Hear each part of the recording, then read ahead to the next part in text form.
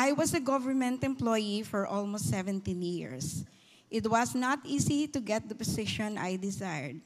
Dahil sa pagsisikap ko, I became one of the secretary of a vice mayor in Quezon City. After her term was over, I get a higher position as project development officer in a higher government office where I was involved in the most dirty game in politics. That was the start of me being a corrupt person. I was influential and proud. I used my position to get more money and I could do anything with my selfish desire dahil naging madali sa akin ang magkapera. I become proud because meron akong money and influence until one day, tragedy struck my life.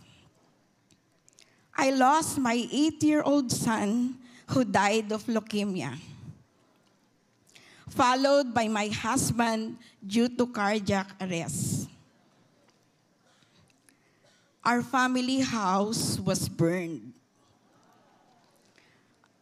And I was forced to resign from the government because I was caught due to my involvement in dirty games. My only daughter became an unwed mother. My life had been so miserable that I attempted to commit suicide. Miraculously, hindi ako namatay dahil sa pagmamahal ng Diyos sa akin. A friend invited me to attend worship service in CCF Eastwood in the year 2014. I came to know Jesus, who died and rose again for all my sins. I surrendered and entrusted my life to Him. I realized then why God did not took my life, because He still wants me to do something for Him. In Proverbs 3:5-6, trust in the Lord with all your heart. Do not lean on your own understanding. In all your ways, acknowledge Him, and He will make your path straight. I met Pastor Jess Lantin and his wife, Jerry, and they endorsed me to Rolly Sabado, who was leading the We Care ministry for the barangays at the time.